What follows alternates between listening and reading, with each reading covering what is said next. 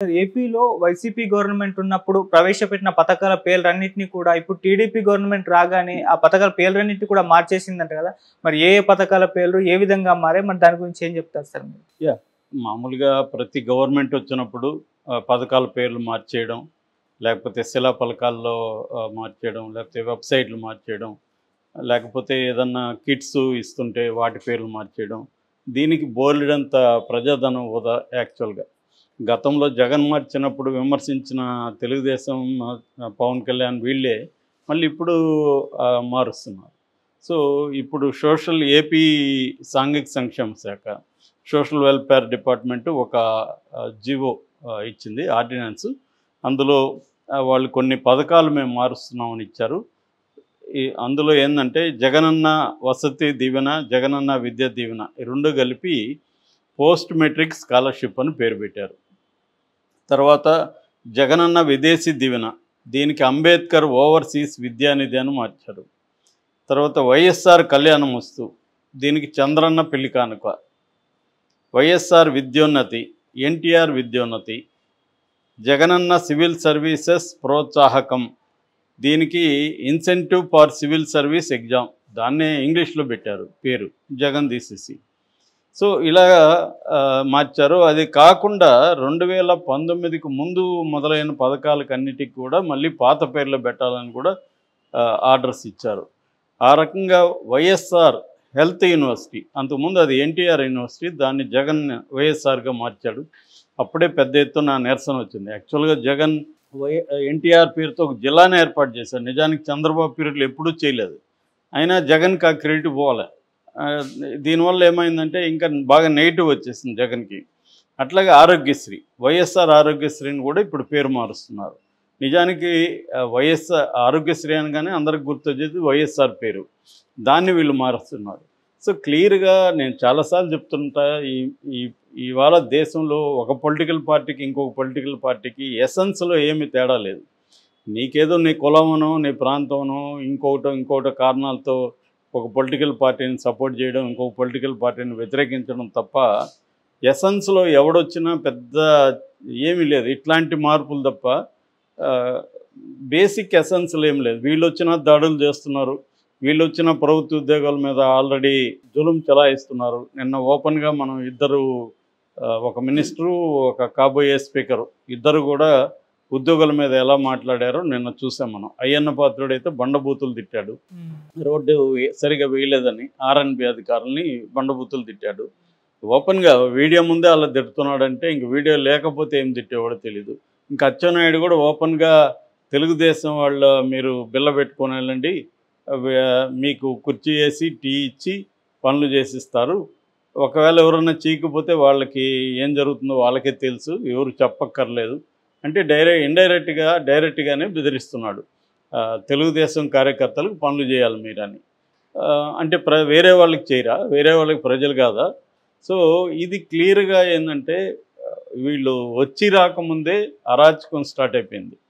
అంతకుముందు 5 ఏళ్ళు అరాచకం అని విమర్శించిన వాళ్ళే ఇప్పుడు అదే పని వీళ్ళు ఇంకా ఎక్కువ చేస్తున్నారు. మేము ఇంకా ఎక్కువ చేస్తాం, వీళ్ళకి అధికారం ప్రజలు ఇచ్చింది, మీరు అరాచకం చేసి ఈసారి వాళ్ళు చేయని అన్నట్టుగా ఉంది.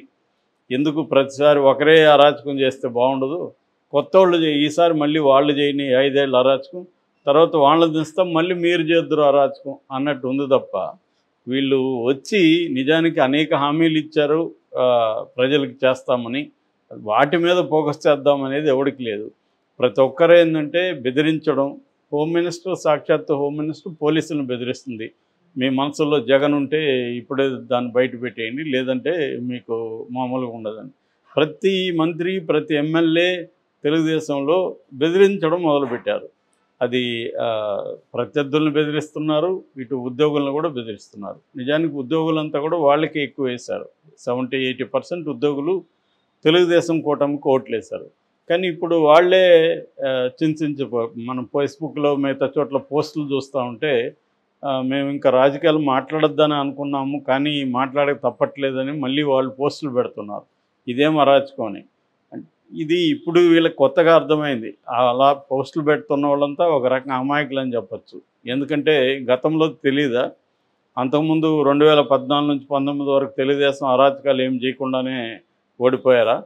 సో తెలుగుదేశం అయినా వైసీపీ అయినా అరాచకాలు చేయడం, పథకాలకు తమ పేర్లు పెట్టుకోవడం, తర్వాత తమ వాళ్ళని బాగా చూసుకోవడం, అవినీతి చేయడం, ఇది ప్రధానమైన టాస్క్ ఏ పార్టీకైనా.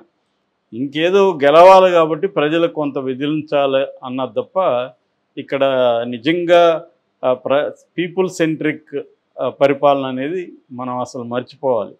సో ఏదన్నా విమర్శిస్తే వాళ్ళ మీద ముద్ర వేయడం, వీళ్ళని ఇప్పుడు తెలుగుదేశాన్ని విమర్శిస్తే వైసీపీ అనడం, వైసీపీని విమర్శిస్తే తెలుగుదేశం అనడం, వాళ్ళని అరెస్ట్ చేయడం. అందువల్ల ఏం జరుగుతుందంటే మొత్తం సమాజమే నిట్ట నిలువుగా చీలిపోయింది. సో తెలుగుదేశం ఏమి చేసినా, చంద్రబాబు ఏం చేసినా సపోర్ట్ చేసే ఒక వర్గం ఉంది. ఈ వర్గంలో ప్రజలు ఉన్నారు, ఇంటలెక్చువల్స్ ఉన్నారు, జర్నలిస్టులు ఉన్నారు, అందరూ ఉన్నారు. వీళ్ళు ఏంటంటే చంద్రబాబుని ఎట్టి పరిస్థితుల్లో విమర్శించరు, ఏమి చేసినా ఆయన్ని సపోర్ట్ చేస్తారు. ఆయన ఎవరు విమర్శించినా వాళ్ళ మీద కూడా దూకుడుగా వెళ్తారు. రివర్స్లో వైసీపీ జగన్ ఏమి చేసినా జగన్ని సపోర్ట్ చేస్తారు, జగన్ గ్రేట్ అంటారు, ప్రతి పనిని జగన్ని సపోర్ట్ చేస్తుంటారు. జగన్ విమర్శిస్తే తెలుగుదేశం వాళ్ళు వీడు పచ్చముట్ట అని చెప్పి వీళ్ళ మీద దాడి చేస్తుంటారు. ఇలా సమాజం మొత్తంగా చీలిపోయింది. సో ఇంతకుముందు మీడియా ఎట్లా ఉండేదంటే అధికారంలో ఉన్న పార్టీకి మ్యాక్సిమం యాంటీగా ఉండేది మీడియా. ఎందుకంటే అధికారంలో ఉన్న పార్టీ తాము ఇచ్చిన హామీలు నెరవేర్చకపోయినా, తర్వాత ప్రజల మీద ఏమన్నా అరాచకాలు చేస్తున్నా, ప్రత్యర్థుల మీద చేస్తున్నా, అవినీతికి పాల్పడుతున్నా మీడియా దాన్ని హైలైట్ చేసేది, ప్రజల తరపున మీడియా నిలబడేది. అందుకనే వాచ్ డాగ్ అంటారు, watch dog for the society. కాపల కుక్కలాగా మీడియా పనిచేయాలి అనేది మీడియాకున్న రోల్. అందుకనే 4th పిల్లర్ ఆఫ్ డెమోక్రసీ అది.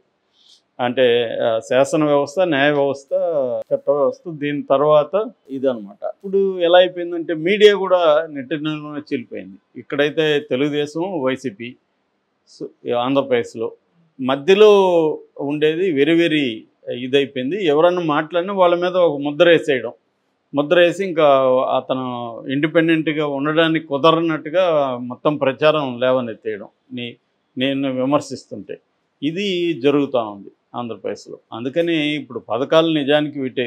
ఇప్పుడు మనం చదువుకున్నాం, చంద్రన్న కానుక, వైఎస్ఆర్ విద్యోన్నతి, ఎన్టీఆర్ విద్యోన్నతి, అంటే ఎవరు వస్తే వాళ్ళ పేర్లు పెట్టుకోవడం. అసలు వీళ్ళ పేర్లు ఎందుకు పెట్టుకుంటారు?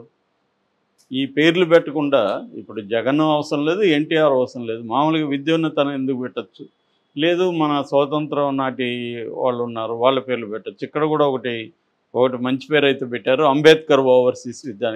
ఇది ఎందుకంటే ఎస్సీలకి ఇచ్చేది కాబట్టి విదేశీ దీవెన అనే దాన్ని అంబేద్కర్ పెట్టడం సముచితం. అలాగా అంబేద్కర్ పేర్లు లేకపోతే మన రాష్ట్రంలో అనేక మంది గతంలో గురిజాడ్ కావచ్చు, లేకపోతే జాషువా కావచ్చు, తర్వాత మన స్వాతంత్ర సమరయోధులు చాలామంది ఉన్నారు. సో వాళ్ళ పేర్లు పెట్టుకోవచ్చు. అవి అలా కాకుండా లేదా జాతీయ నాయకులు గాంధీ పేరు పెట్టచ్చు, రచయితలు ఉన్నారు వాళ్ళ పేర్లు పెట్టచ్చు. ఇవేవి లేకుండా వీళ్ళ పేర్లు పెట్టుకోవడం, చంద్రన్నని ఈయన పెట్టుకోవడం, జగనన్నని ఆయన పెట్టుకోవడం, ఈ గోల ఎక్కువైపోయింది. ఇప్పుడు దీనివల్ల మన ట్యాక్స్ పేయర్స్ మనీ బోల్డ్ అంత వేస్ట్. ఇవన్నీ మార్చాలిగా, మళ్ళీ ప్రతి కిట్ మీద మార్చాలి, బుక్కుల మీద మార్చాలి, ప్రతి వస్తువు మీద మార్చాలి, ప్రతి బోర్డు మీద మార్చాలి, మొత్తం మార్చాలి. సేమ్ అదే పని ఇక్కడ చంద్రబాబు శిష్యుడు రేవంత్ రెడ్డి కూడా అదే పని చేస్తున్నాడు. సో ఈయన ఇక్కడ అందరి పేర్లు మార్చడం, ఆయన ఓపెన్గా అసెంబ్లీలో ప్రకటించాడు, కేసీఆర్ ముద్ర ఉండేదాన్ని నేను ప్రతిదీ తొలగిస్తాను. దీనివల్ల మీ ఇద్దరి గొడవల వల్ల ప్రజల ధనం వృధా అవుతుంది. మళ్ళీ వాళ్ళు వస్తే, రేపు కేసీఆర్ వస్తే మళ్ళీ కేసీఆర్ పేర్లు పెడతారు, రేపు జగన్ వస్తే అక్కడ మళ్ళీ జగనన్న విద్యా దీవెన, జగనన్న పెళ్లి కానుక, ఇంకా వైఎస్ఆర్ ఇది అది ఇది అని మళ్ళీ వాళ్ళు మారుస్తారు. సో ఈ మేధావులు అని జర్నలిస్టులు వీళ్ళందరూ ఏమో జగన్ చేసినప్పుడు అక్కడ విమర్శించేవాళ్ళు ఇప్పుడు దీన్ని ఎవరు విమర్శించట్లే. విమర్శించకపోగా ఇదేదో బ్రహ్మాండంగా పథకాలకు పేర్లు మార్పు, జగన్కి షాకు, ఇలాగ వీళ్ళు పెట్టుకుంటున్నారు.